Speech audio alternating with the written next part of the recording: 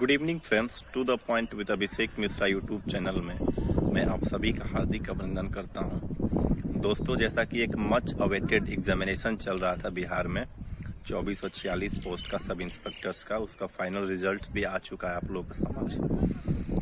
तो उसी के रिगार्डिंग अब आगे का प्रोसेस को लेके बातचीत करेंगे।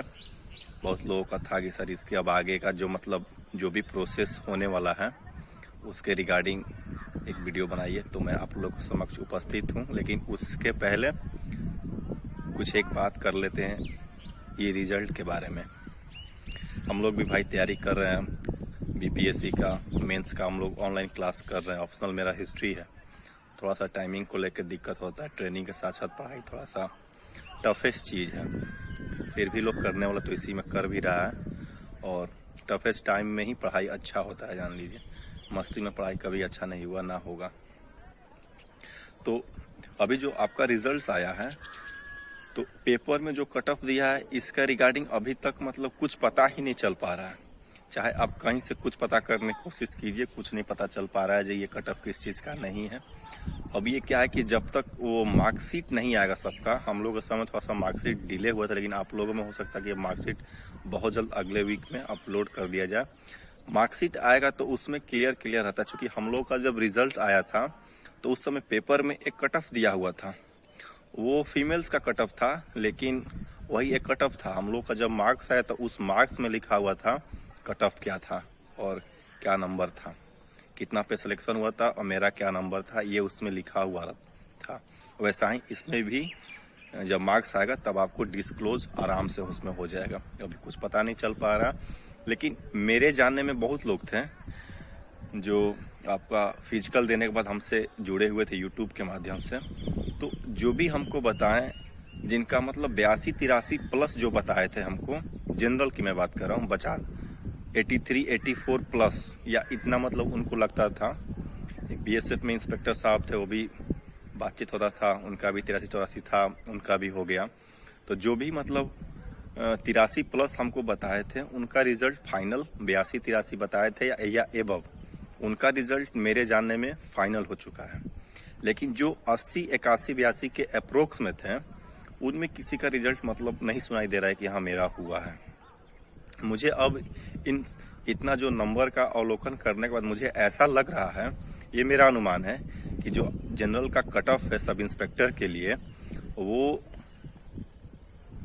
80.5 या 81 या 81.5 इसी के आसपास में वो कट ऑफ आपका गया हुआ है। ठीक ना। ये तो जो कट ऑफ आया था, तो इस कट ऑफ को देखने के बाद ही मुझे लग गया कि ये सार्जेंट का लगता है कट ऑफ है। जो कि ठीक ना, मैं पहले भी जब मैं वीडियो बनाता था तो मैं कभी सार्जेंट का कट ऑफ नहीं बनाता था। कारण क्या, मुझे मालूम था, मैं बोलता भी था कि हाँ जो सार्जेंट का फिजिकल क्वालिफाई कर जाएगा उसका जॉब तो निश्चित है। एक मेरा ही मित्र मेरे साथ सब इंस्पेक्टर है, उसका भाई था, बिहार पुलिस में ही था, लेकिन वो सार्जेंट का कट ऑफ क्वालिफाई कर गया। बहुत ज़्यादा नंबर नहीं था, लेकिन सार्जेंट का कट ऑफ क्वालिफाई कर गया, फाइनल हो गया उसका। अच्छा फिजिकल था, फाइनल हो गया उसका। वैसा ही जो लड़के सार्जेंट का कट ऑफ क्वालिफाई कर गया फिजिकल, तो उनका एटलीस्ट हो ही गया। 2-4 का पता नहीं क्यों नहीं हुआ, वो बताते हैं कि हम किए थे लेकिन फिर भी मेरा नहीं हुआ। तो 2-3-4 दिन, एक सप्ताह में उनका भी क्लियर हो जाएगा। और देखिए फ्रेंड्स, तो ये कट ऑफ का अवलोकन करने में मुझे ऐसा लगा कि 80.5 के आसपास में या 81 के आसपास में कट ऑफ ये गया है। चूँकि जो 80-81 बता रहे थे तो उनका 1-2 नंबर कम हो गया होगा, इसलिए उनका सिलेक्शन नहीं हुआ है। और फ्रेंड्स एक बात बता रहे आपको, देखिए जो मेडिकल वाले जो कैंडिडेट्स थे, जिनका जो मेडिकल लगा दिए थे, उनका जीवन में कितना बड़ा कष्ट अभी गुजर रहा होगा, अब वही जान रहे होंगे।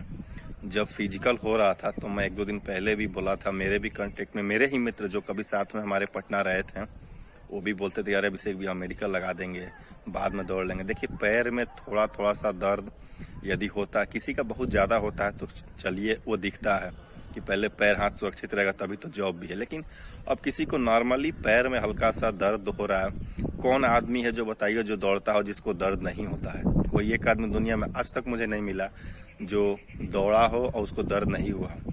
लेकिन दौड़ का जो दर्द है वो दौड़ने से ही जाता है, और वो लोग इस चीज़ को नहीं माने किसी किसी के कहने पे पटना में बहुत लोग कोच था, लगा दो मेडिकल, लगा दो मेडिकल, लगा दिया मेडिकल। अब उनका कोर्ट केस चल रहा, अब क्या उनका अब ये रिजल्ट आने बाद उनका कोई उम्मीद ही मुझे अब नहीं दिख रहा है। हाई कोर्ट जब उसके मामले में जब तक कोई इंटरफेयर नहीं करेगा, क्या रिजल्ट आएगा, तो मान लीजिए अब ये तो रिजल्ट भविष्य में ना आएगा, तब तो अभी तो आप लोग काम से गए, आप लोग का कोई सुनने वाला अब नहीं है। कम से कम आप दौड़े होते, पेन किलर ही खा के दौड़े होते।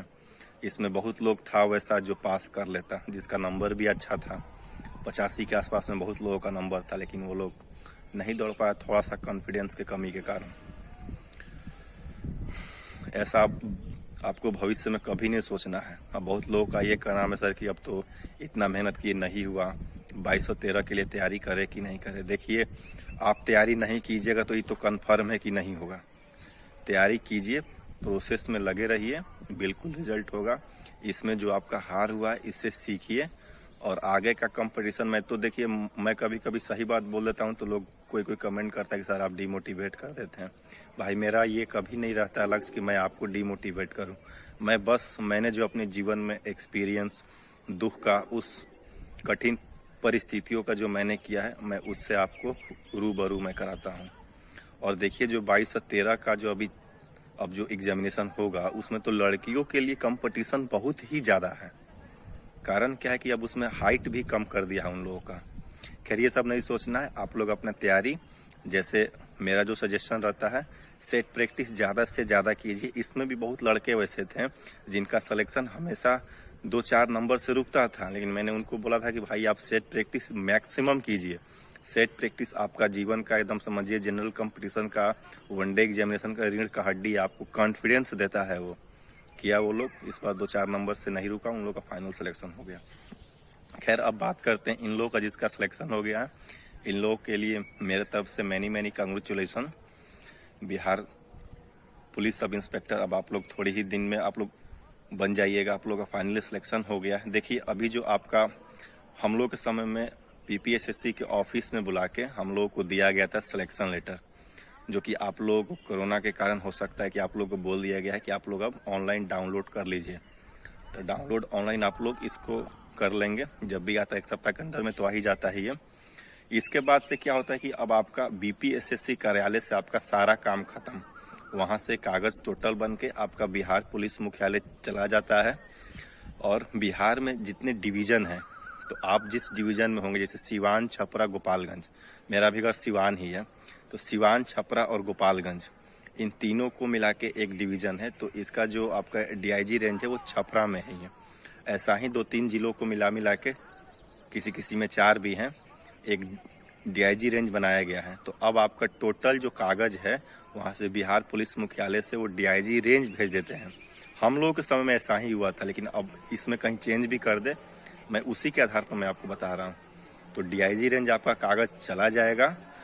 अब आपका सिलेक्शन लेटर मिलने के बाद डीआईजी रेंज से आपका टोटल काम होगा।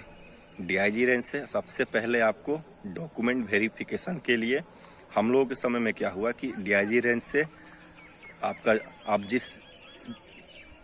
जिस जिला से बिलोंग करते हैं वहाँ के एसपी साहब को डीआईजी रेंज से सूचना जाता है, फिर वो आपके लोकल थानेदार को डिप्यूट कर देते हैं, और थाना से जो एक स्टाफ आया था घर पे, वो नोटिस दे दिया था कि हाँ, यहाँ पे आपको डीआईजी रेंज में इतना तारीख को आपको हाजिर होना है और वहाँ पे अपना डॉक्यूमेंट वेरिफिकेशन कराना है। तो ऐसा हो सकता है कि आप लोग के समक्ष भी एक सूचना जाए डीआईजी रेंज से, लेकिन अब तो व्हाट्सएप के माध्यम से ही आप लोग को सूचना मिल जाता है। तो डीआईजी रेंज में आपका सबसे पहले डॉक्यूमेंट वेरिफिकेशन होगा। डॉक्यूमेंट वेरिफिकेशन हो जाने के बाद फिर डीआईजी रेंज से ही एक नोटिस निकाल के आपका पुलिस वेरिफिकेशन के लिए आपको इन्फॉर्म किया जाएगा। ठीक ना, पुलिस वेरिफिकेशन इस तारीख को आपको होगा। बताने के बाद हर थाना का एक सर्किल होता है, उस सर्किल में सर्किल इंस्पेक्टर साहब आपको बुलाएंगे और वहाँ पे आपका कैरेक्टर वेरिफिकेशन करेंगे। वहाँ से करके आपके कंसर्न एसपी साहब के माध्यम से वो डीआईजी रेंज चलाएगा। और जब आपका पुलिस वेरिफिकेशन हो जाएगा, तब उसके बाद से बचता है मेडिकल। तो मेडिकल देखिए, ये डीआईजी रेंज में भी हो जाता है। जैसे डीआईजी रेंज का जो सदर हॉस्पिटल है वहाँ पे सबका मेडिकल हो जाता है। ये डीआईजी रेंज के ऊपर वो कैसे कराना चाहता है। नहीं तो आपका अपने ज़िले का सदर हॉस्पिटल में मेडिकल कराया जाता है, ठीक ना। मेडिकल ही बहुत नॉर्मल होता है, उसको लेके बहुत लोग टेंशन में है। आप लोग जितना लोग पास हैं सब कोई आपका सब किसी का हो जाएगा, ठीक ना, टेंशन नहीं लीजिए। मेडिकल आप लोग पास हो जाइएगा। मेडिकल का जब आपका हो जाएगा, मेडिकल पास होने के बाद आपको फिर डीआईजी रेंज से ही एक नियुक्ति पत्र, जिसको बोलते हैं ज्वाइनिंग लेटर आप लोग को इशू कर दिया जाएगा। जिस दिन ज्वाइनिंग लेटर इशू हो गया उस दिन से आपका 41,216 वाला सैलरी शुरू, ठीक ना। जिस दिन आपका नियुक्ति पत्र इशू हो गया डीआईजी रेंज से, आपका सैलरी उस दिन से शुरू।